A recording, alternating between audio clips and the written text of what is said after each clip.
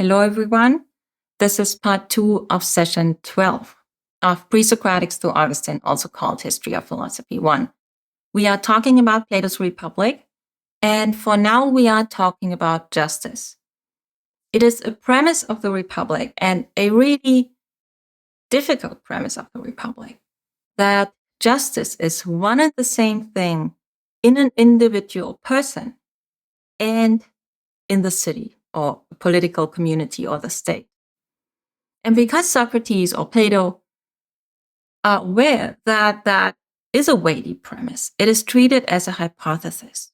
So for now, this is not something that we know. This is something that we assume.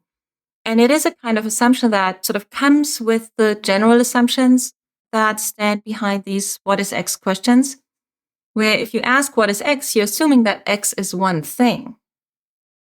But, justice shows up in a society or in a set of laws, and it also shows up in a person. And maybe it is a kind of quite ambitious thought that justice could be the very same thing in a person and in the state. So that is a hypothesis.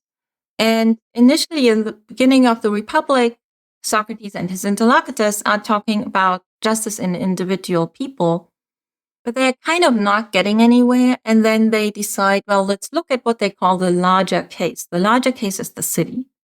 So they think if we will find out what justice in the city is, then we can kind of ask ourselves, well, is it the same in an individual person? And that's going to be their method. So they kind of construct what to them looks like the best kind of city. And that city, at some point, beginning of Book 4 of the Republic, they have founded that city in speech. And Socrates says, well, if we founded the city well, then it ought to be good. And if it is good, then it must have the following 4 virtues. It must be wise. It must be courageous. It must be moderate, and it must be just. And in this recording, I want to talk only kind of briefly about these 4 virtues, and then a little bit specifically about courage. So it's an important feature of constructing that ideal city or ideal political order that there are going to be 3 classes of people. There are going to be those who kind of make most progress in the educational system of that city. And they kind of, they study mathematics for 20 years and they study lots of other things, and they get to be the rulers.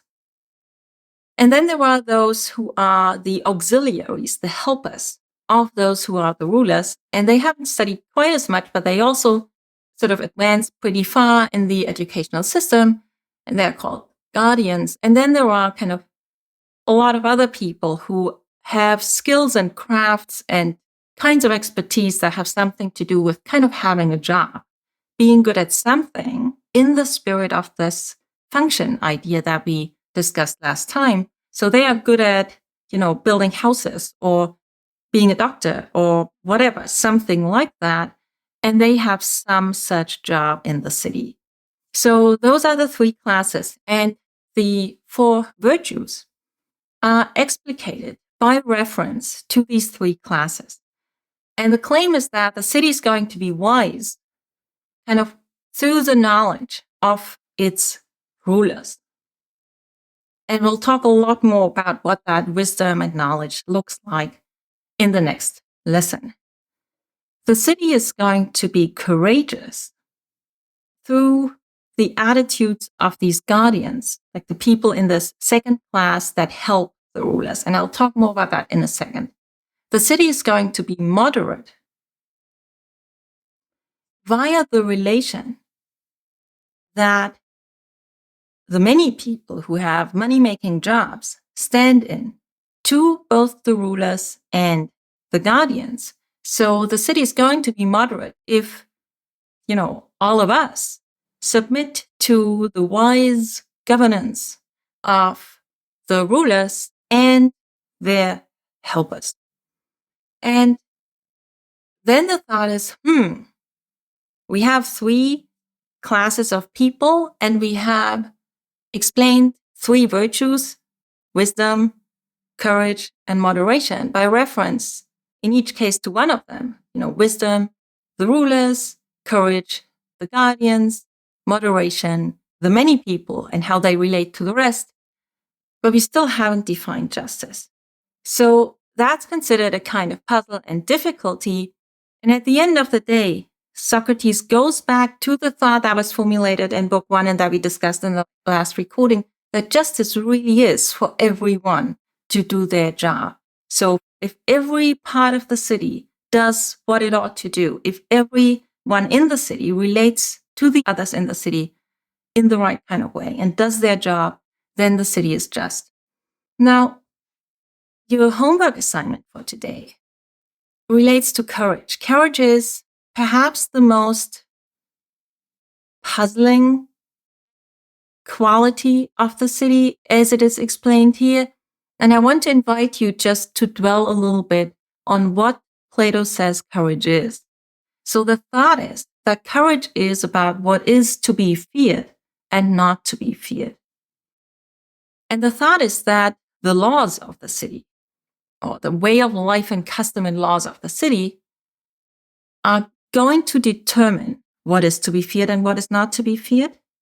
And then the educational system is going to instill in people views about, or beliefs or views about what is to be feared and what is not to be feared. And now courage is the preservation of these beliefs. So you are courageous if you are able to hold on to the beliefs about what is and is not to be feared that have been inculcated in you through the educational system of the city. And my kind of question for you is, what do you think is noteworthy about this definition of courage? How you think one might disagree with it, and how you think one might defend it?